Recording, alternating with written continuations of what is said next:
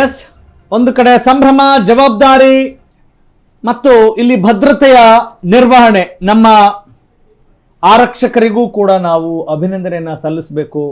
ಹಲವಷ್ಟು ಸಲ ಅವರಿಗೆ thankless job ಅಂತ ಹೇಳ್ತೀವಿ.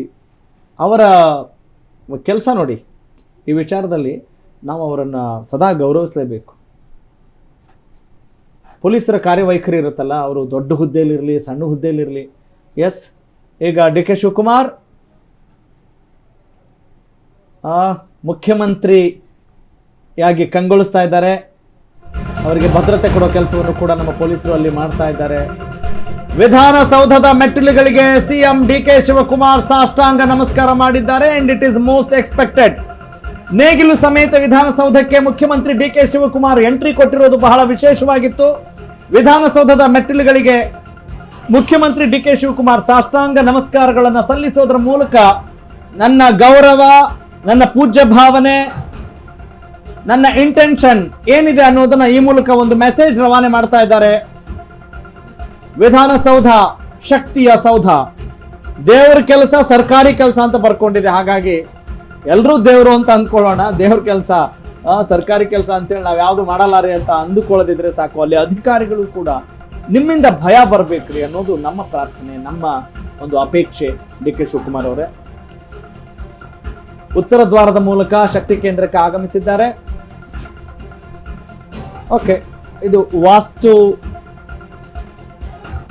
ವಿಚಾರಕ್ಕೆ ಸಂಬಂಧಪಟ್ಟ ಹಾಗೆ ಒಂದಿಷ್ಟು ಇರುತ್ತೆ. ಅವರವರ ನಂಬಿಕೆಯ ಆಧಾರದ ಮೇಲೆ ಆ ಮೂಲೆಯಿಂದ ಹೋಗ್ಬೇಕು, ಈ ಭಾಗದಿಂದ ಹೋಗ್ಬೇಕು.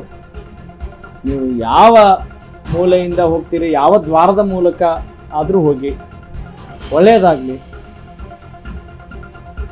ವಿಧಾನಸೌಧದ ಮೆಟ್ಟಿಲುಗಳಿಗೆ ಮುಖ್ಯಮಂತ್ರಿ ಡಿ ಕೆ ಶಿವಕುಮಾರ್ ಸಾಷ್ಟಾಂಗ ನಮಸ್ಕಾರಗಳನ್ನ ಸಲ್ಲಿಸಿದ್ದಾರೆ. ಪ್ರಮಾಣ ವಚನ ಸ್ವೀಕಾರಕ್ಕೆ ವೇದಿಕೆ ಸಿದ್ಧ ಮಾಡಿದ್ದು ಕೂಡ, ಅಂದ್ರೆ ಮುಂಚೆ ಯಾವ ರೀತಿಯಾಗಿ ಪಶ್ಚಿಮ ಮುಖವಾಗಿ ಮಾಡ್ತಿದ್ರು, ಈ ಬಾರಿ ಪೂರ್ವ ಮುಖವಾಗಿ ಮಾಡಿಸಿದ್ದಾರೆ. ಅಂದ್ರೆ ಅಲ್ಲೂ ಕೂಡ ದಿಕ್ಕುಗಳನ್ನ ಬದಲಾವಣೆ. ಅಂದ್ರೆ ಅಷ್ಟರ ಮಟ್ಟಿಗೆ ಡಿ ಕೆ ಶಿವಕುಮಾರ್ ಅವರು ಒಂದು ಶಾಸ್ತ್ರದ ವಿಚಾರಕ್ಕೆ ಯಾವ ರೀತಿಯಾಗಿ ನಂಬುತ್ತಾರೆ ಅನ್ನುವಂಥದ್ದು. ಶಾಸ್ತ್ರ ಯಡಿಯೂರಪ್ಪ ಅವರು ಕೂಡ ಹಾಗೆ ಅಲ್ವಾ, ಕುಮಾರಸ್ವಾಮಿ ಅವರು ಕೂಡ ಹಾಗೆ. ಸಿದ್ದರಾಮಯ್ಯನವ್ರನ್ನ ನಾವು ಆ ವಿಚಾರದಲ್ಲಿ ಅಷ್ಟಾಗಿ ಗಮನಿಸೋಲ್ಲ. ಆದರೂ ಕೂಡ ಅವರು ರಾಜೀನಾಮೆ ಕೊಡೋ ಸಂದರ್ಭದಲ್ಲೂ ಒಂದಿಷ್ಟು ಈ ಟೈಮಲ್ಲಿ ನಾವು ರಾಜೀನಾಮೆ ಕೊಡಬೇಕು, ಅದು ಅವ್ರ ಮನೆ ಒತ್ತಾಯಕ್ಕಿರ್ಬೋದು, ಅಥವಾ ತಾವರ್ಚಂದ್ ಗೆಹ್ಲೋಟ್ ಅವರು ಇಂದೋರ್ಗೆ ಹೋಗಿದ್ರು, ಆ ಕಾರಣವೂ ಇರಬಹುದು, ಕಾಕತಾಳೀಯವೂ ಇರಬಹುದು. ಯಾಕಂತ ಹೇಳಿದ್ರೆ ಸಿದ್ದರಾಮಯ್ಯನವ್ರನ್ನ ಅದರಲ್ಲಿ ನಾವು ಅಷ್ಟು ಸೇರ್ಸೋಕ್ಕಾಗಲ್ಲ, ಆ ವಿಚಾರದಲ್ಲಿ ನೋಡೋಕ್ಕಾಗಲ್ಲ. ಮತ್ತು ಯಾವುದನ್ನಾದ್ರೂ ಒಂದು ನಂಬಿದ್ರೆ ಬಲವಾಗಿ ನಂಬೋದು ಇಂಪಾರ್ಟೆಂಟ್. ಯಾವುದೇ ಆಗಿರ್ಬೋದು, ಶ್ರದ್ಧೆಯಿಂದ ನಂಬಿಕೆ ಇಟ್ಟು ಯಾವುದೇ ಕೆಲಸ ಮಾಡಿದ್ರು ಕೂಡ ಅದು ಫಲ ಸಿಗುತ್ತೆ. ಎಲ್ಲ ನಮ್ಮ ಸಾಧು ಸಂತರು ಕೂಡ ಅದನ್ನೇ ಹೇಳ್ತಾರೆ, ಶ್ರೇಷ್ಠ ದಾರ್ಶನಿಕರು ಅದನ್ನೇ ಹೇಳ್ತಾರೆ, ಮತ್ತು ಟುಡೇಸ್ ಮಾಡರ್ನ್ ಕೋಚಸ್ ಕೂಡ ಅದನ್ನೇ ಹೇಳ್ತಾರೆ. ಹಾಗಾಗಿ ನಂಬಿಕೆ ಇಟ್ಟರೆ ಕಂಪ್ಲೀಟ್ ಆಗಿಡಬೇಕು, ಇಲ್ಲ ಅಂದ್ರೆ ಮನಸ್ಸೇ ಮಹಾದೇವ ಅಲ್ವಾ. ಯಾವುದನ್ನೇ ಆದ್ರೂ ಅಷ್ಟೇ.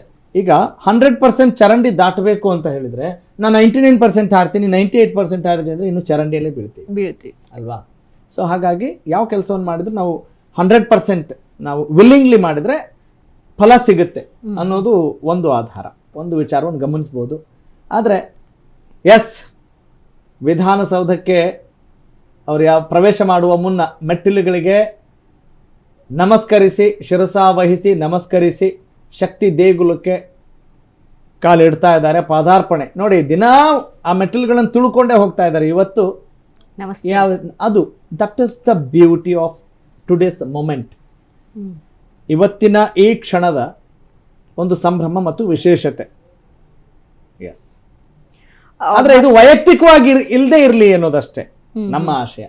ಯಾಕಂತ ಹೇಳಿದ್ರೆ ದೊಡ್ಡ ಸ್ಥಾನದಲ್ಲಿ ಕೂತಂಥವ್ರಿಗೆ ಜವಾಬ್ದಾರಿ ದೊಡ್ಡದಿರುತ್ತೆ. ಯಾರ ಜವಾಬ್ದಾರಿ? ಅವ್ರ ಕುಟುಂಬ ನಿರ್ವಹಣೆಯಾ? ಇಲ್ಲ, ರಾಜ್ಯವೇ ಕುಟುಂಬ ಹಂಗಿದೆ. ಏನು ಹಾಗಂತ ನಿಮ್ಗೆ ಒಬ್ಬರ ಮೇಲೆ ಎಲ್ಲ ಹೊರಸ್ ಕೂರ್ತಾರ? ಏನಿಲ್ಲ ರೀ. ಸಿಂಪಲ್ ಅಂದ್ರೆ ಸಿಂಪಲ್, ಕಾಂಪ್ಲಿಕೇಶನ್ ಅಂದ್ರೆ ಕಾಂಪ್ಲಿಕೇಶನ್. ನಮಗೆ ಆಡಳಿತದ ಅನುಭವ ಇಲ್ಲ ಅಥವಾ ಅದರ ಇಚ್ಛೆ ಇಲ್ಲ, ಅದು ಬೇರೆ. ಆದರೆ ಯಾವುದೇ ಕೆಲಸವನ್ನ ಏನ್ ಮಾಡಬೇಕು. ಬಟ್ ಡಿ ಕೆ ಶಿವಕುಮಾರ್ ಅದನ್ನ ನಿಭಾಯಿಸೋದ್ರಲ್ಲಿ ಅಂದ್ರೆ ಈಗಾಗಲೇ ಅಂದ್ರೆ ರಾಜಕೀಯದಲ್ಲಿ ಸಾಕಷ್ಟು ಪಳಗ್ಬಿಟ್ಟಿದ್ದಾರೆ. Senior leader. ಸೊ ಡಿಸಿಎಂ ಆಗಿ ಡಿಸಿಎಂ ಹುದ್ದೆನೂ ಕೂಡ ಅದನ್ನ ನಿಭಾಯಿಸೋದು. ಅದೇ ಸರ್, ನಾವು ಆಗ್ಲೇ ಮೆನ್ಷನ್ ಮಾಡಿದ್ವಲ್ಲ 2023 ಎಲೆಕ್ಷನ್ ವಿಚಾರಕ್ಕೆ ಸಂಬಂಧ, ಅಂದ್ರೆ ಅವ್ರ ಸ್ಟ್ರೆಂತ್ ಅಲ್ಲಿ ಅದರಲ್ಲಿ ಅನುಮಾನ ಇಲ್ಲ. ಎಲ್ಲರಿಗೂ ಕೂಡ ತಕ್ಕ ಉತ್ತರವನ್ನು ಕೊಟ್ಟಿದ್ದಾರೆ ಅವರು. ತಂತ್ರಗಾರಿಕೆ, ತಂತ್ರಗಾರಿಕೆ, ಆರ್ಥಿಕ ಶಕ್ತಿ ಎಲ್ಲವೂ ಬೇಕಾಗುತ್ತೆ. ಬರೀ ತಂತ್ರಗಾರಿಕೆ ಅಂದ್ರೆ ಸುಮ್ಮನೆ ಬರೀ ಸ್ಟ್ರಾಟಜಿಗಳನ್ನು ಮಾಡುವಂಥದ್ದು ಅಲ್ಲ. ಯಾಕಂದ್ರೆ ರಾಜಕಾರಣದ ಏನು ಈ ಎಲ್ಲ ನಿಷ್ಣಾತರ ರಾಜಕೀಯ ಪಂಡಿತರ ಲೆಕ್ಕಾಚಾರವನ್ನು ಗಮನಿಸಿದಾಗ ಗೊತ್ತಾಗುತ್ತೆ. ಮತ್ತು ಎಲ್ಲ ಸೀನಿಯರ್ ಲೀಡರ್ಸ್ ಹೇಳೋದನ್ನ ಕೇಳಿದಾಗ ಗೊತ್ತಾಗುತ್ತೆ ಎಷ್ಟು ಅವರಿಗೆ ಸವಾಲುಗಳಿರುತ್ತವೆ. ಅಂದುಕೊಂಡಷ್ಟು ಸುಲಭ ಇರಲ್ಲ. ಈಗ ನಮ್ಗೆ ಯಾವುದೋ ಒಂದು ಸಣ್ಣ ಬ್ಯಾಡ್ ಕಮೆಂಟ್ ಬಂದ್ರೆ ವಾ ಏನು ಅನ್ಕೋತಾರೋ ಅಂತ ಅಂದ್ಕೊಳ್ತೀವಿ, ಹೌದಾ? ಅವರು ಎಷ್ಟು ನಿಭಾಯಿಸ್ಬೇಕಾಗತ್ತೆ ಅಲ್ವಾ? ಹಾಗಾಗಿ ಜೈಲಿಗೆ ಹೋಗ್ಬೇಕು ಅಂದ್ರು ಜೈಲಿಗೆ ಹೋಗಿ ಬಂದಿರ್ತಾರೆ. ಅದೇನು ಅವರು ಸ್ವಾತಂತ್ರ್ಯ ಹೋರಾಟಕ್ಕೆ ಹೋದ್ರೋ ಅಥವಾ ನಿಜಕ್ಕೂ ತಪ್ಪಿತಸ್ಥರಾಗಿ ಹೋದ್ರೋ ಆ ಚರ್ಚೆ ಬೇರೆ. ಓಕೆ.